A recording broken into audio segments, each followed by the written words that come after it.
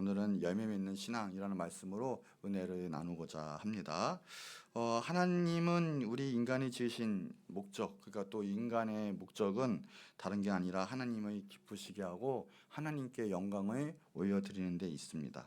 또 근데 이 중에서 가장 크게 또 우리가 살면서 삶 가운데 나타나는 것은 바로 열매 맺는 거죠.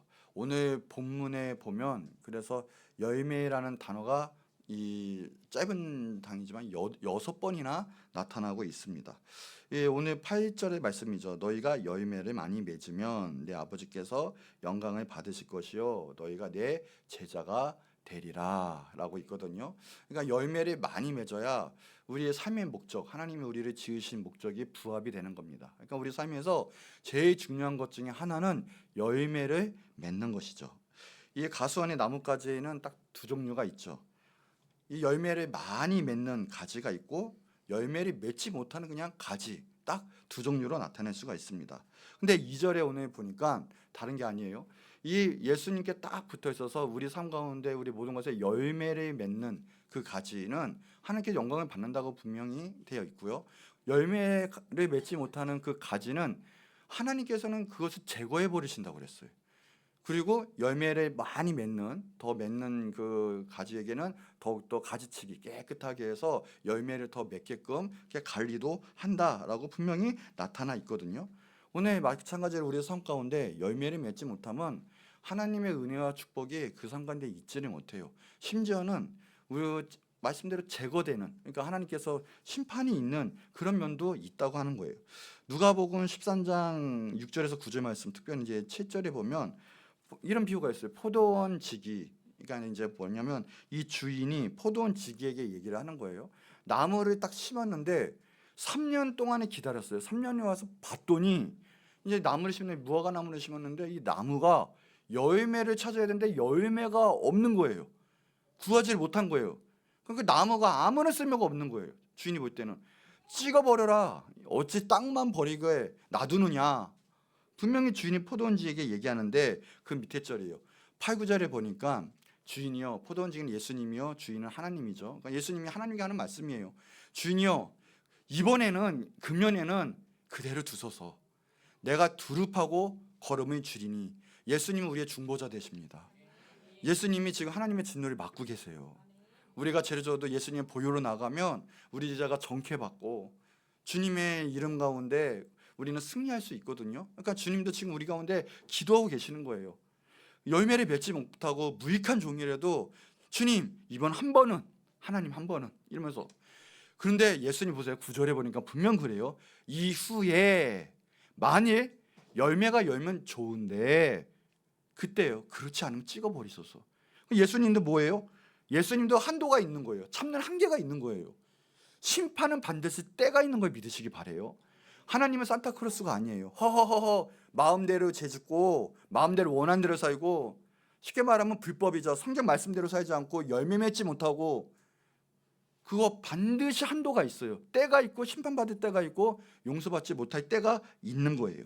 그러니 우리는 정말 예수님 믿으면 변화받은 열매 맺는 삶과 열매 맺는 신앙이 되어야 된다는 거죠. 그래요. 예수님도 한도가 있다라는 거예요. 마태복음 21장 19절에 보면 예수님이 이제 가다가, 이건 비유가 아니에요.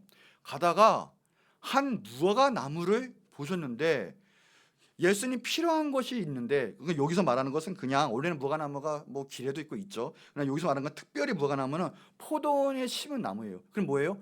목적이 있는 거예요. 열매가 있어야 되는 거예요. 왜요? 가수원의 나무는 뭐예요? 열매를 먹으려고 가수원의 나무를 심는 거잖아요. 사과 나무든 포도 나무든 열매를 맺어야 된다는 거죠. 그런데 이 무화과 나무를 딱 봤는데 열매가 없어요. 잎사귀만 있는 거예요. 아무것도 찾지 못했어요. 예수님이 진짜 실제로 저주하셨어요. 나무에게 이제는 너가 영원토록 열매를 맺지 못하리라 하자마자 그 무화과 나무는 그냥 목적 상실해 죽었어요. 말라버렸어요. 이거는 실제적인 일이죠. 열매를 맺지 못하면 보여주시는 거예요. 예수님의 진노가 있다라는 거예요. 그러니까 열매 맺는 신앙이 얼마나 중요한지 몰라요. 우리가 하나님의 은혜를 받았어요. 너무 감사해요. 기뻐요. 하지만 값싸게 받으면 안 돼요. 오늘도 구원받고 오늘도 하루를 지금 지탱하고 있는 생명과 믿음이 있고요. 나에게 하나님께 나아갈 수 있는 원동력이 주시는 하나님의 놀라우신 은혜가 있어요. 그것을 감사하면서 열매를 맺어야 돼요. 열매를 못하면 말 그대로 오늘 말씀 그대로 예수님의 저주가 있다고 하는 거죠. 주인이 직접 찾아왔는데 열매를 맺지 못하면 주인도 진노하시는 거죠. 우리가 이제 신앙 중에는 우리가 이제 이렇게 기도하며 나가야 돼요. 하루하루 살면서요, 정말 우리 흐트러짐 없이 우리가 정말 하나님의 그 은혜 가운데 이제는 더 나아가서 하나님 열매를 맺게 해주세요. 그런데 반드시 변화가 있고 예수님의 성령의 능력이 임하고 우리가 구원받은 자라면 열매는 반드시 맺어요. 이거는 원리예요. 열매는 단순히 가지가 나무에 딱 붙어 있기만 하면 어떻게 돼요? 열매는 맺게 되어 있어요. 반대로 얘기하면 나무에서 가지가 떨어져 나가면 가지는 죽고요, 열매를 맺을 수가 없어요. 우리가 정말 구원받고 하나님의 자녀고 주님도 성령 충만하고 주님 안에 거하고 있다면 열매는 자연스럽게 맺는 거예요. 우리가 열매 맺어야지가 아니에요. 예수님 안에만 거하고 그 진액이 예수님의 성령의 능력이 흐르기만 하면 열매는 자연스럽게 맺게 되어 있어요. 근데 단 내 삶에서는 열매가 없다. 그럼 뭡니까? 떨어진 거예요. 그래서 무서운 거예요.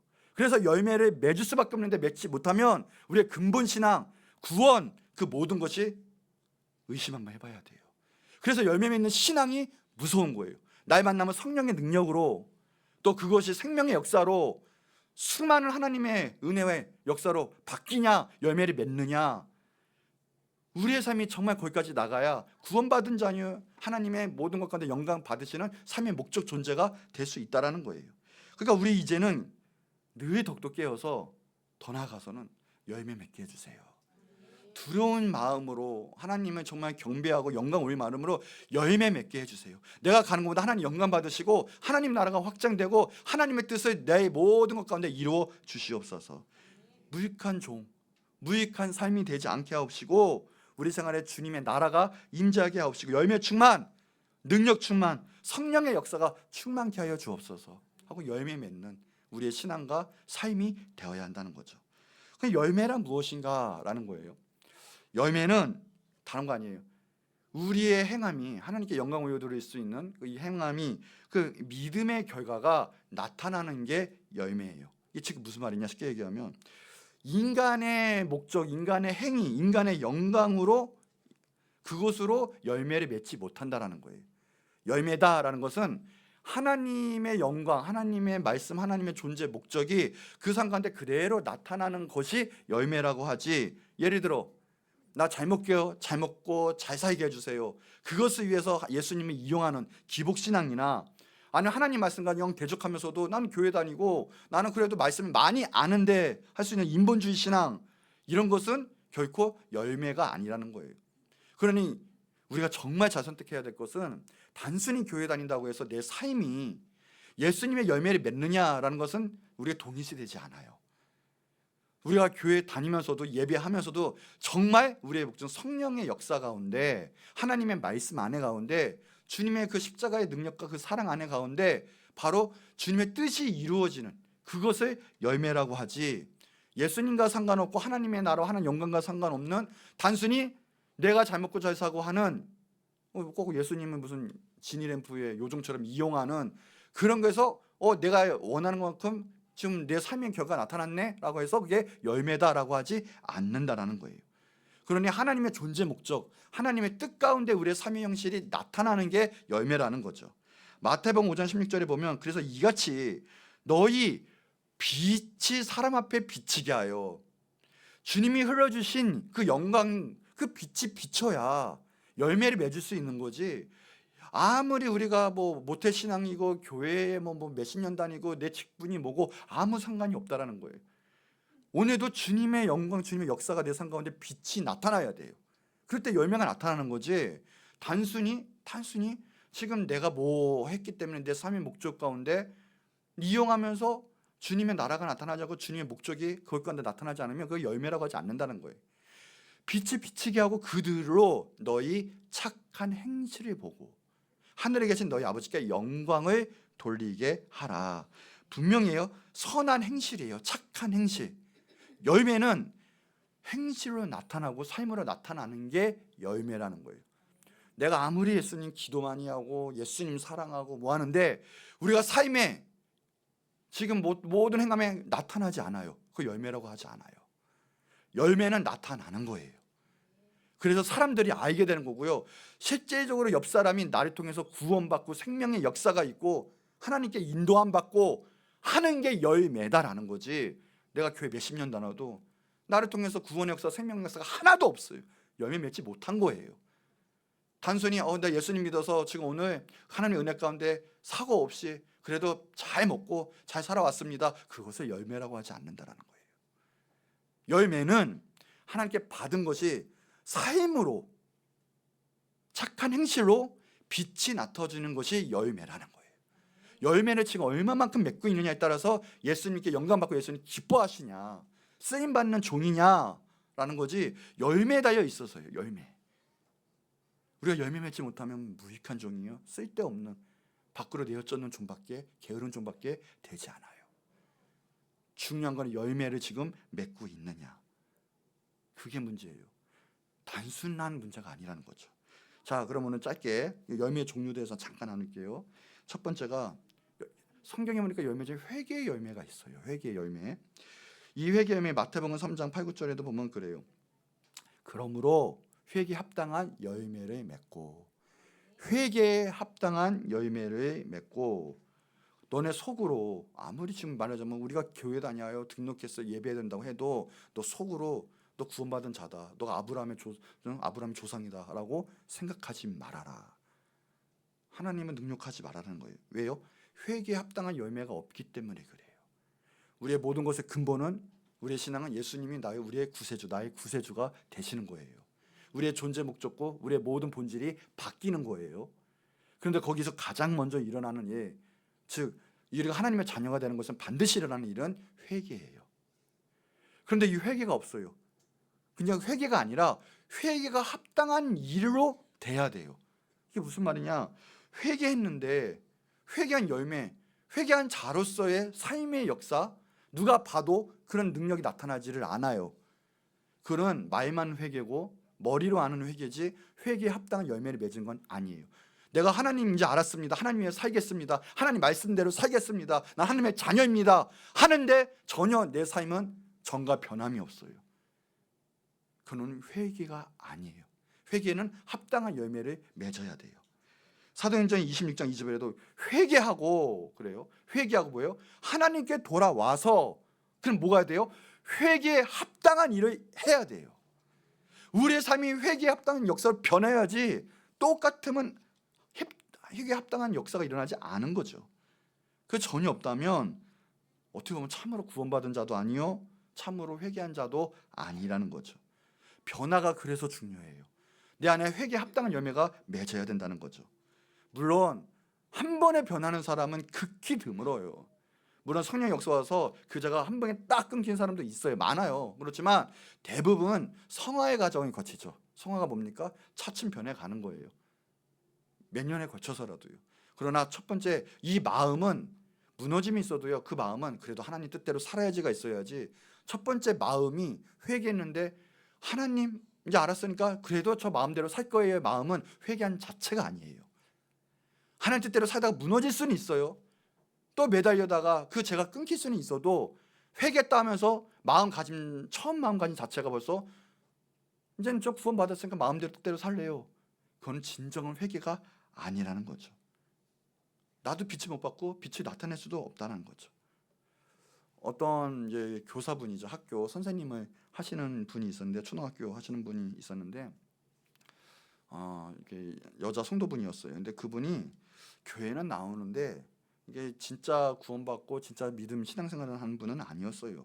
그렇다고 합니다. 근데 그분이 하는 말은 저거예요. 다른 게 아니라 교회 생활하면서도 그렇게 아멘 아멘 하고 박수 치면서 찬양하는 거를 그렇게 못마땅하게 여겼대요. 이게 뭐 하는 거지? 그러니까 지적 교만이 충만하신 분 같아요. 그랬는데 어느 날 은혜를 받았어요. 정말 회개를 하고 나니까 세상이 달라 보이고 하나님께 정말 감사하고 늘 감사와 기쁨이 넘치는 생활이 흘러 넘쳐났대요. 그랬더니 바로 변화된 게 뭐냐? 내 사상과 가치관이 변하게 되는 거예요. 그냥 누가 뭐래도 먼저 순종하게 되고, 속회 예배를 오는데 옛날에는 속회 예배를 너무 우습게 여겼대요. 어쩌다 참석해도요, 이게 서로 간에, 우리는 성도의 교제잖아요. 근데 이게 무슨 얘기를 하는 건지, 이게 뭐 재밌는지 우습게 봤대요. 차라리 이 시간에 세상 지식적인 얘기, 돈 버는 얘기를 더 해야지, 뭐 이런 생각을 했는데, 이게 구원받고 나고 회개하고 나니까 완전히 바뀐 거예요. 하나님에 대해서 얘기하고 내 신앙을 챙길 수 있는 그분들끼리 얘기하는 것 자체가 너무나 위대한 일이라는 거예요. 그래서 먼저 얘기 안 해도 먼저 가서 속회 준비 다 해놓고, 뒤늦게까지도 준비하고 다 늦게 가고 다 챙기고요. 그렇게 변화바꿨다는 거예요. 예배를 드리는 대로 옛날 같때는 억지로 끌려오고요, 도사장에 끌려가는 소처럼 내가 신방 오면 겨우 가고 막 그랬는데, 이제는 예배가 가장 행복하고 즐겁다라는 거예요. 이게 왜입니까? 이게 진정한 회개예요. 내 가치관의 변화, 내 삶의 변화, 이게 나타날 수밖에 없는 거예요. 얼굴빛이 트여지는 거예요. 우리 옆 사람들 보세요. 우리 성도님들 얼굴빛이 트여요. 벌써. 왜 그래요? 회개하고 거기에 합당한 열매가 있기 때문에 그래요. 다 밝아요. 왜요? 변화된 생활이 되고 이게 합당한 회개의 열매를 맺었기 때문에 그렇죠. 벌써 틀린 거예요. 벌써 착한 행실의 열매를 맺고 은혜를 끼치고 사람들이 기뻐할 만한, 또 하나님도 기뻐할 만한 그런 삶의 역사가 일어나게 된다는 거죠. 이 베드로후서 19장에 보면, 2장에 보면 그래요. 19절부터 22절.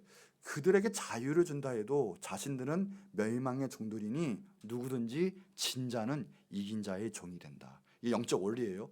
이게 뭐냐면 우리 이긴 자가 돼야 돼요. 우리가 예수 그리스도의 은혜 가운데 우리가 모든 죄 사함 받고 하나님의 자녀가 됐다면, 예수님의 진정한 제자가 됐다면 우리는 충분히 모든 걸 이겨요. 모두 이기느냐? 인간의 힘으로 할 수 없지만 우리 사망도 이겼고요, 그리고 죄도 이겼어요. 그런데 죄에서 진자가, 영적으로 죄에서 진자가 되면 이것은 이긴 자도 아니고 예수님을 따라가는 자가 아니라는 거예요. 이게 영적 원리예요. 근데 예수님의 제자는 이미 죄도 이겼다라는 거죠. 사망도 이겼고요, 죄도 이긴 자라는 거예요. 그 지배를 당해요. 우리가 회개에 합당한 열매를 맺은 자는 죄를 이긴 자고요, 사망도 이긴 자예요. 그런 자들이에요.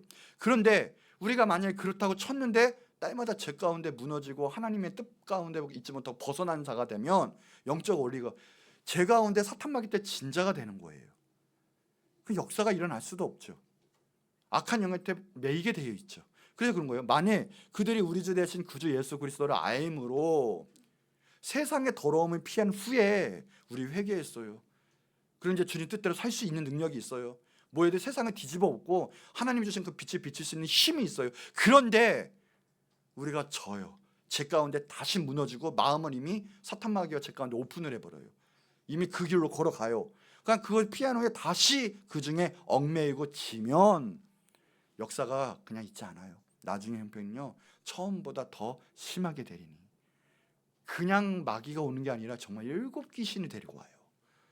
한 마귀도 우리가 정말 평생 인생을 망칠 수가 있는데 그 7배를 어떻게 감당을 해요? 그러니 우리가 정말 예수님의 뜻 가운데 딱 서고 나면 다시는 지면 안 돼요. 회개에 합당한 열매를 맺는 거예요. 그 길로, 제된 길로, 악한 길로 가면 안 돼요. 의의 도를 안 후에 받은 거룩한 명령을 저버리는 것보다, 성경 그래요, 차라리 알지 못하고 처음 회개할 때 그때가 낫다라고 이야기를 하고 있어요. 그러면서 이거는 이제 구약에도 있는 말이에요. 신약에도 다시 써요. 베드로가 속담에 이르기를 개가 그 토하였던 것에 돌아가고 돼지가 씻었다가 그 더러운 구덩이에 도로 누웠다, 돼지 우리에 다시 뒹구는 거와 그 말씀이 같다라는 거예요. 우리가 회개했으면 다시금 토한 걸 먹으면 안 돼요. 똥통이죠. 거기에 뒹구면 안 돼요. 회개에 합당한 열매, 그게 열매죠. 회개했다고 머리로 하는 게 아니고 우리 삶이 정말 하나님 말씀 가운데 그 뜻관이 그대로 강하고 하나님 말씀이 임하고 내 가치관이 변화서 하나님의 그 은혜 가운데 회개 열매를 맺는 것, 삶이 변화되는 것, 죄 가운데 지지 않고 죄를 끊어내는 것, 하나님께 돌이킨 것, 이게 회개에 합당한 열매예요. 오늘 다시 한번 난 못해, 난 세상에 가고 싶어, 내 뜻대로 이룰 거야 하는 다시금 그 똥통에 뒹구는 악한 사탄마귀의 역사가 오늘 끊어지는 역사, 회개 합당한 열매를 맺는 여러분에게 축복합니다. 그 역사는 기본적이에요. 그게 일어나지 못하면 하나님의 자녀가 될 수 없고 구원이 일어날 수가 없어요. 회개에 합당한 열매. 누가 봐도 이 사람은 구원받았구나, 이 사람은 크리스찬이구나, 예수님의 자녀구나 딱 알 수가 있어요. 왜요? 열매를 맺으니까. 하나님의 말씀대로 살아가니까. 오늘 그 열매가 맺기 바랍니다. 두 번째, 성경에 보니까 빛의 열매가 있어요. 빛의 열매. 에베소서 5장에 보니까 그래요. 9절 11절에도 보면 너희가 전에는 어둠이더니, 우리는 어차피 다 지옥 갈 사람이에요. 죄의 형벌을 받을 사람이에요. 악한 영에 누여서 그냥 어둠이었어요. 그런데요, 이제는 주 안에서 빛이라 비춰지고요, 생명과 삶의 역사가 이제 충만해요. 그러니까 빛의 자녀들처럼 행하라 하면서요, 빛의 열매가 나와요. 빛의 열매가 나오는데, 빛의 열매는 모든 착함, 의로움, 진실함, 이게 빛의 열매다라고 나타나 있거든요. 그러면서 11절에도 보면 주님이 기쁘시게 해야 되는데, 그 기쁘시는 분은 바로 열매를 맺어야 된다는 거예요. 반대로 열매 없는 것은 어둠의 일이라는 거예요. 그러니까 우리가 열매 맺냐면이 중요해요. 이미 어둠에 거하고 죄 가운데 거하고 저주 가운데 거하면, 심판의 그 길 가운데 거하면 이미 어둠의 일이고요. 그 사람의 특징은 열매가 없어요. 열매가 있다는 것은 예수님 안에 거했다는 증거이기도 하고요. 그러니까 열매 맺는 게 상당히 중요해요. 내가 진짜 신앙이냐 가짜 신앙의 판가름이 되기 때문에 중요해요. 그래서 예수님도 열매가 없으면 그냥 던져버리겠다, 불에. 열매를 보고 판단하겠다고 얘기했어요. 우리의 단순한 지식, 말, 그가 문제가 아니에요. 너네들의 열매를 보고 내가 판단하겠다고 분명히 예수님께서 말씀하셨어요. 주님 안에 있고 정말 구원받아서 열매를 맺힐 수밖에 없기 때문에 그래요. 열매가 없으면 뭐예요? 이미 나는 어둠이에요. 지금 어둠의 일을 하고 있는 거예요. 그래서 그 일에 참여하지 말고 빛이 나타내는 사람, 열매 맺는 사람, 그 사람은 도리어 그 일을 책망해라, 끄집어내라. 예수님께서는 또 그걸 원하시는 거죠. 여기 보니까 이제 착함이에요. 모든 착함, 빛의 열매가 착함. 이것은 모든 기초가 선한 행실을 말하는 거죠. 이것을 말하는 것은 근본이 바뀐다는 거예요. 예전 같으면요, 이기적이었어요. 내가 잘 먹고 잘 살면 되는 거고요, 내가 왕이 되면 되는 거예요. 다른 사람이 뭐고 또 다른 역사가 어떻게 나든 상관이 없어요. 내가 잘 먹고 잘 살면 되는 거죠. 그러나 근본이 바뀌어요.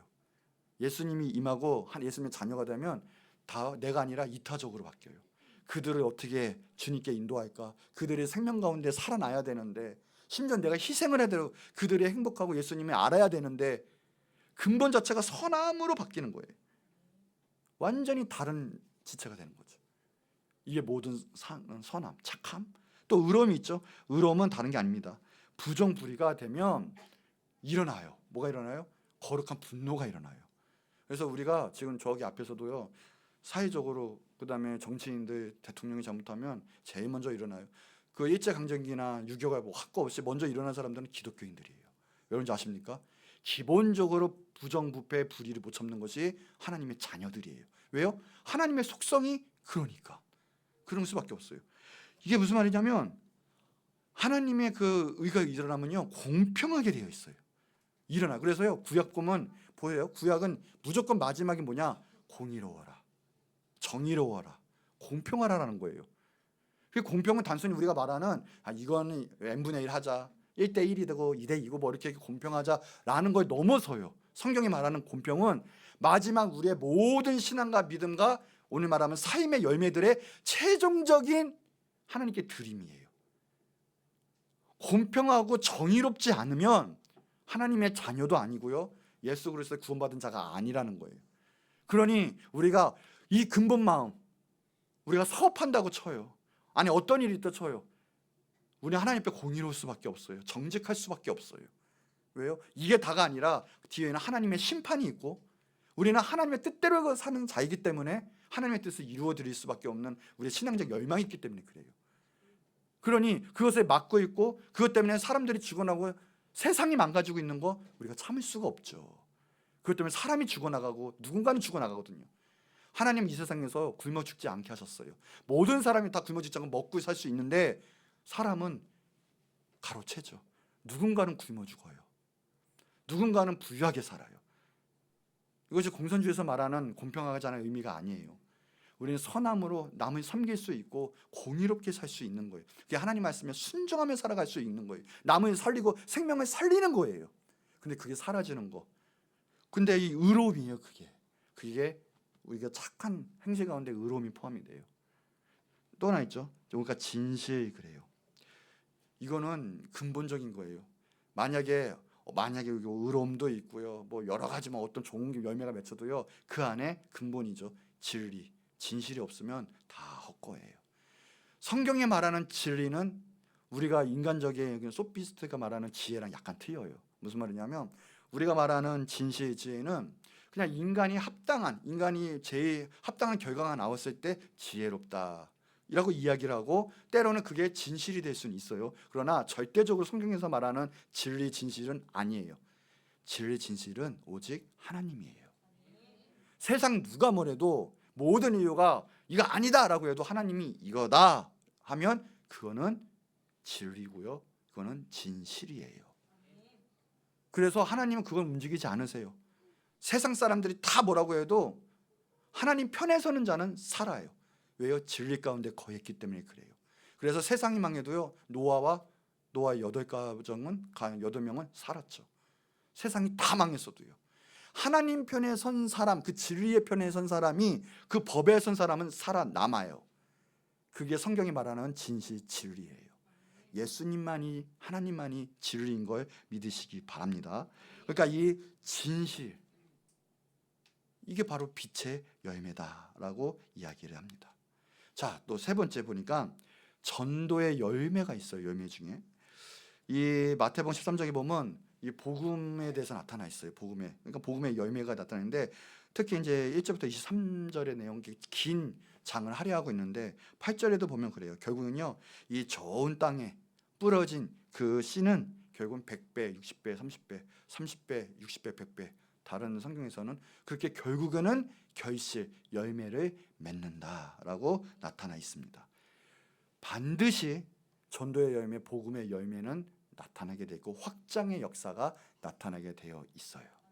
우리가 말하는 열매는 최종적으로 구원의 열매예요. 우리가 어떤 열매가 다 있다고 해도 그것은 결국은 생명의 열매, 그 사람이 구원받는 열매로 정말 열매를 맺고 지속적으로 가요. 그러니까 쉽게 말하면 우리가 모든 것의 열매는 바로 이 생명의 열매, 영혼의 열매를 말하고 있어요. 우리가 아무리 성경에서 말하는 뭐 좋은 열매, 무슨 열매 다 맺었어요. 근데 결국 그 사람이 죽어요. 나도 죽어요. 그 열매는 소용이 없어요. 그렇죠? 즉 성령의 열매는 반드시 생명의 역사로 가요. 그게 영혼을 구원하는 열매가 맺혀질 수밖에 없다라는 거예요. 그러니 교회가 태동하는 그 순간 구원받고 전도되고 교회가 확장되는 것은 당연한 거예요. 씨를 뿌리면 그것에 열매를 맺는 것은 당연한 거예요. 하나님의 위치고요, 하나님의 영적 원리이기도 해요. 그러니 여러분 오늘 이거 생각해 봐야 돼요. 내가 하나님께 구원받고 난 하나님의 자녀다 하면서 내가 사실적으로 제2의 구원받은 자를 전도할 수 있는, 구원받은 사람을 만들 수 있는 그 열매로 향해 나가지 못하거나 열매를 맺지 않으면 내 신앙은 솔직히 말하면 죽어 있는 거예요.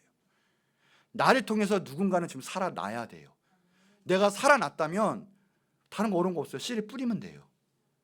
내가 뭐 하는 게 아니라 가서 예수님 믿으세요 한마디만 해도 주님이 알아서 하실 거예요. 그 말 한마디를 안 했다는 것은 주님이 부끄러워한다는 거예요. 내 모든 삶의 내 거를 책임이 없다라는 건데 그 자체가 신앙이 잘못된 거예요. 그래서 먼저 은혜 받으면요, 뭐부터 생각하는 줄 아세요? 이 좋은 예수님, 우리 가정이 구원받아야 되는데, 내 친구가 구원받아야 되는데, 예수님 소개시켜줘야 되겠다, 전도해야 되겠다, 반드시 교회에 데리고 나와야 되겠다. 반드시 그렇게 돼요. 그렇게 될 수밖에 없어요. 더 나아가서는 내가 내 평생을 예수님 위해서 예수님 복음을 전하겠다. 이게 열매로 맺어질 수밖에 없어요. 그렇게 되면 오늘 기도하셔야 돼요. 단순히 내가 신앙생활 가운데 아이고 나 혼자 잘 먹고 잘 살지, 이것도 하나님의 은혜야, 감사합니다. 평생을 그렇게 살아갈 수가 없어요. 나를 통해서는 누군가 예수님을 알고요, 교회 나오게 되고요, 그들이 정말 굳건하게 믿음의 장성한 부양에 이르기까지 내가 그들을 위해서 희생과 헌신을 할 수밖에 없는 역사가 일어나요. 마가복음 1장 15절 보니까 예수님이 오신 목적을 대놓고 얘기해요. 뭐냐면 하나님의 나라가 가까이 왔으니 회개하고 복음을 믿으라. 예수님이 오셔서 선포하는 내용은 다른 거 아니에요. 회개하고 복음의 내용, 복음을 선포하셨어요. 나는 전도하러 왔다. 예수님 대놓고 말씀을 하셨어요. 그러니 우리가 정말 구원받은 자면요, 열매는 뭐냐? 전도의 열매, 복음의 열매를 맺을 수밖에 없어요. 근데 지금 내가 평생을 가도 한 사람도 없다는 것은 그건 마음이 없다는 건데, 그건 잘못된 거예요. 예수님이 오신 목적도 그건데, 하물며 우리가 예수님의 자녀라면서 우리가 전도 한 명도 못하고 마음도 없고 교회를 형식적으로 다니고 양육 하나 하지도 못하고, 이 신앙 자체가 이미 힘이 없는 신앙이요, 무익한 종이요.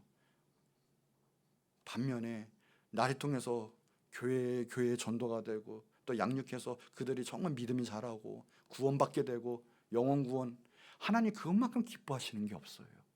주님이 그것을 위해 오셨고 그것 때문에 돌아가셨는데, 피 흘려 죽으셨는데, 목적 자체가 그것이었는데, 우리 신앙의 목적 자체가 바로 그것이 될 수밖에 없어요. 다른 것이 목적이 되면 안 돼요. 그러니 우리는 주님께서는요, 우리가 마음만 있고 그냥 하나님께 맡기고 복음만 전해도, 마음만 있어도 하나님이 알아서 역사하세요. 내가 하는 게 아니에요. 저도 한 사람도 변화시키고 전도할 능력도 안 돼요, 저도. 그런데 믿음으로 그냥 순종만 하고 씨를 그냥 뿌려놓으면 그냥 되는 거예요. 100명, 200명, 300명 돼요, 500명 돼요. 적어도 주님께 갔을 때 내가 주님 오늘 30배, 60배, 100배 분명히 말씀하셨는데 100명, 아니 못해도 30명은 남겨야 되지 않겠습니까? 오늘부터 기도하셔야 돼요. 1년에 한 명만 해도 30년 동안, 그렇죠? 할 수 있어요. 할 수 있다고요. 늦지 않았다고요. 우리가 40살이라고 칩시다. 제 나이라고 칩시다. 그래요. 1년에 한 명씩만 해도 30명도 된다니까요. 근데 하물며 제가 볼 때는요, 마음만 있으면요, 꼬리를 물더라고요. 하나님께서 막 역사가 일어나더라고요. 그리고 제가 이 사람을 기도했지만 이 마음만 있고 그림만 되면 이 사람이 아니라 다른 사람을 붙여주시더라고요. 영 안 됩니까? 시스템 안으로 들어오세요. 무슨 말입니까? 교사하세요. 리더하세요. 내가 하나님에서 영광을 위해서, 아니면 절대 못해요. 절대. 평생 주님의 일을 할 수가 없어요. 인간은 원래 그래요. 내 그냥 뜻대로 살기 원해서. 그러나 적어도 교사하고 리더하게 되면 뭐예요? 주님의 일을 하게 되고, 맡으면 영혼을 맡은 일을 하게 되니까 그래도 하게 되어 있어요. 그 마음대로 끌고 오면, 놓지 않으면 평생에 그래도 주님께 갔을 때 꾸지람 받지는 않을 거 아니에요. 그래서 교회가 중요한 거예요. 그래서 사명이 생명보다 중요하고요. 이제부터 기도하세요. 하나님, 못해도요 1년에 한 명씩은 주님 앞에 영혼을 인도하겠습니다. 못해도요. 내가 하는 게 아니에요. 저 인간관계가 그렇게 안 되는데요. 인간관계로 하는 게 아니에요. 저도 여러분 몰랐잖아요. 되는 게 아니라요, 하나님이 하시는 거예요. 하나님이 마음만 품고요, 그 마음의 삶의 포커스를 거기다 한번 둬보세요. 주님 일하세요. 그러면요, 기본적으로 30명 이상이에요. 30배, 20배, 100배 하나님이 여러분을 통해서 그렇게 사용하실 거예요. 교회 봉사나 우리 신앙생활이나 뭐든지 포커스가 그 열매를 맺는 데 있어야 돼요. 자, 마지막이에요. 자, 네 번째 보니까 성령의 열매가 있더라고요. 교회 하나님께서는요, 열매 중에 성령의 열매를 분명히 말씀하셨어요. 이 갈라디아서 5장 22절 24절에도 보면 그래요. 오직 성령의 열매는 사랑과 희락과 화평, 오래 참음, 자비와 양선과 충성과 온유와 절제, 분명히 말씀하셨고요. 이것을 금지할 법이 없고요. 우리 예수님 믿는 사람, 그리스도 예수의 사람들은 이 육체 함께 그 정욕과 탐심을 십자가에 못 박았다라고 이야기하고 있습니다. 이 보니까 사랑 있죠. 이거는 그냥 사랑이 아니에요. 아가페 사랑이죠. 그냥 모든 걸 덮는, 뭐 조건이 없는 거예요. 주님이 주신 사랑처럼 우리도 사랑할 수 있는 열매를 맺혀요. 우리가 사랑이 없습니까? 성령의 역사는 반드시 사랑의 역사가 있어요. 오늘 그 은혜가 있기 바랍니다. 희락이 있죠. 이거는 어떤 내 환경에 처한 데서 기쁘다는 뜻이 아니에요. 하늘의 평안이 임하고요, 기쁨이 임해요. 그래서 무엇이든지 그 기쁨 가운데 기뻐할 수 있고 승리하게 되어 있죠. 오늘 그 축복이 있기 바랍니다. 화평하죠. 그래서 불안과 걱정, 근심이 없어요. 하나님이 주시는 복이에요. 오늘 그 축복이 있기 바랍니다. 오래 참음도 있죠. 이것은 인내를 주시는 건데, 이것은 포기하고 낙담하고 싶은 마음은 절제가 되는 거죠. 인내를 할 수 있는 거예요. 거기는 반드시 그 결과는 승리하게 되어 있거든요. 많은 사람들이 낙담해서 모든 것을 포기하게 되어 있어요. 승리의 비결은 인내하는 거에 있거든요. 근데 하나님이 그런 열매를 맺게 하신대요. 그 모든 것에 승리하게 하신대요. 여러분 그런 복을 받으신 줄 믿습니다. 자비가 있죠. 긍휼이에요. 사랑보다 더 큰 게 긍휼이거든요. 일단 긍휼해야 그 사람의 모든 것 가운데 함께 할 수 있고 기도할 수 있고 같이 할 수 있거든요. 그런데 성령의 열매는 긍휼이래요. 이기심이 아니에요. 그 사람이 보이고 긍휼하게 되고 그 사람의 모든 걸 채워줄 수 있는 것까지 나갈 수 있는 그런 축복이 임하기 바랍니다. 또 양선, 이기심이 벌어지고 타인에게 이제는 보이는 거죠. 그 사람에 의해서 헌신할 수 있는 착함이 일어나는 그런 것이 임하고 충성, 이것은 다른 게 아닙니다. 하늘의 충성을 말해요. 하나님이 주신. 세상의 충성은 변합니다. 왜요? 내가 잘못되거나 내가 손해보는 바로 그 자리에서 확 돌아서요. 그래서 교회에 말하는 충성은 하나님이 주신 충성을 말해요. 그럼 반드시 틀립니다. 속으면 안 돼요. 하나님이 주신 충성은 뭐해도 하나님께 충성이에요. 그래서 변치 않아요. 만약에 전쟁이 났어요. 총을 들이댑니다. 너 하나님 배반하면 너 저기 살려주고 너 만약에 배반 안 하면 죽이겠다. 이 교회를 떠나라. 그런데 거기서 인간적 충성을 한 사람은요, 그걸 못 이겨요. 합리화를 시키겠죠. 나가서 주님의 일을 하면 돼. 그 자리를 떠나요. 근데 하나님 주신 충성은요, 어떤 일이 없어요. 하나님이 주셨다 하는 내 자리가 믿었다 하는 그 자리는 반드시 지켜요. 왔다 갔다 하지 않고 변하지 않아요. 그게 하나님 주신 충성이에요. 그런데 성경에는 분명히 말해요. 하나님이 주신 충성이 있을 때 멸류관을 받아요. 잘했다 칭찬을 받아요.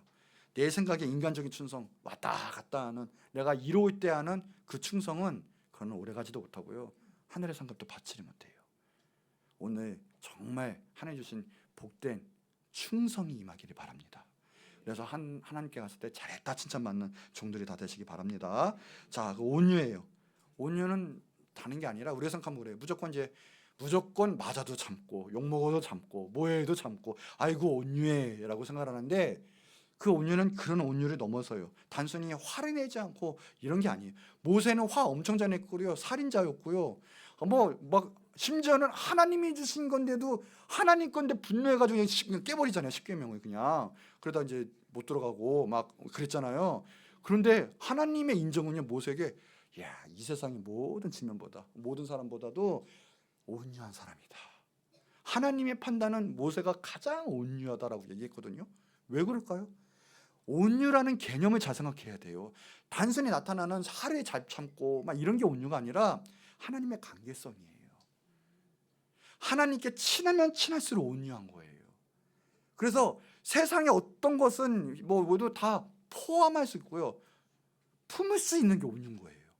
하나님의 큰 그릇 가운데 하나님의 은혜가 임하니까 그 모든 것을 품을 수 있는 거예요. 품을 수 있는 게. 그게 온유예요.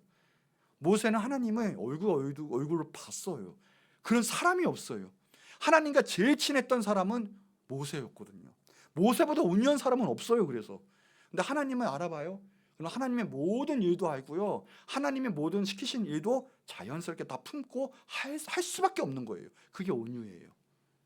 여러분 온유하고 싶습니까? 그건 무슨 뜻이냐?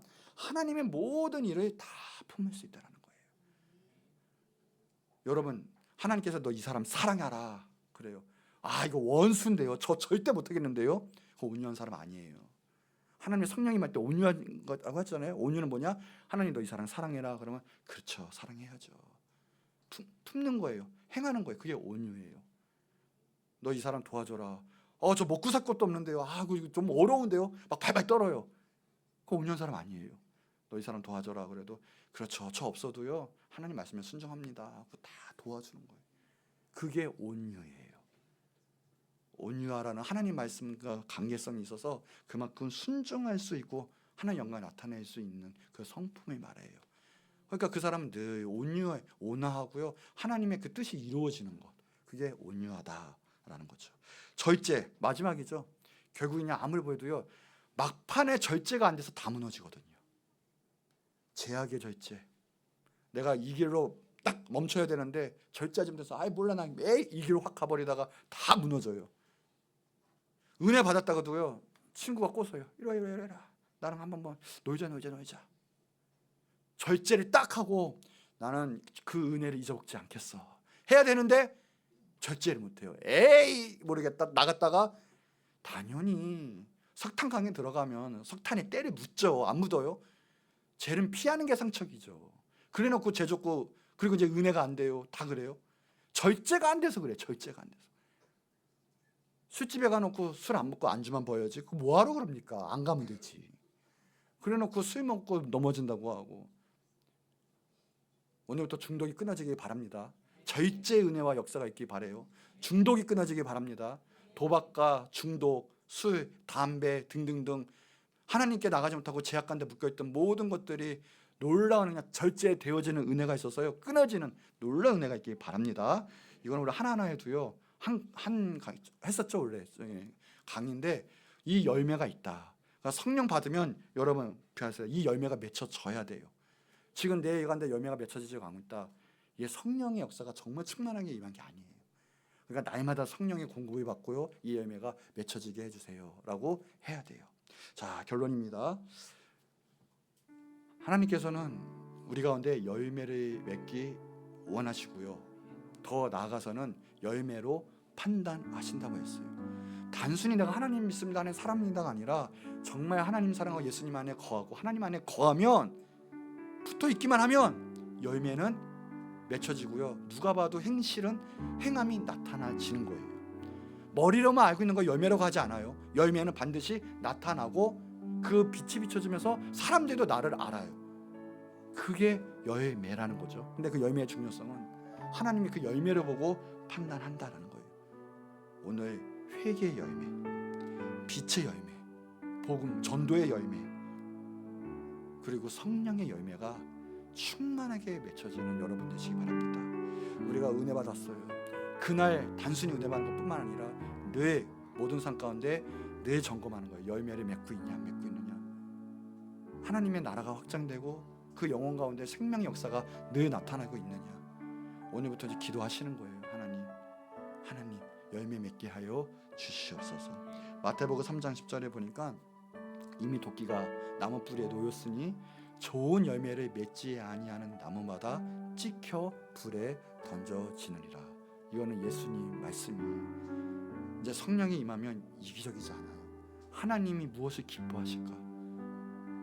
하나님 기뻐하시는 그 열매를 맺어요. 영혼 구원의 열매, 전도의 열매, 하나님의 뜻과 영광이 이루어지는 열매들이 맺혀지게 되는 거죠. 여러분 오늘부터 기도하시는 거예요. 단순한 게 아니에요. 단순한 이기는 자가 돼야 되고요 열매 맺는 자가 돼야 돼요. 나 하나님 알아서 구원받아서 그렇고 내 뜻대로 살아가는 진짜 신앙이 아니에요. 오늘 이 시간에 하나님 말씀대로 살아가고요 그래서 열매 맺고요 나를 통해서 빛이 비춰지고 많은 영혼이 살아가는 귀한 축복과 진정한 믿음과 신앙의 역사, 열매 맺는 신앙이 있기를 축복합니다. 우리 이 시간에 기도할 때 하나님 감사합니다. 진정한 하나님의 신앙, 예수님의 말씀 내게 임한 줄 믿습니다. 열매 맺는 믿음, 신앙 되게 하여 주옵소서. 진정으로 하나님의 영광을 올려드리는 우리가 되게 해달라고 주여 한번 크게 부르짖고 기도하도록 하겠습니다.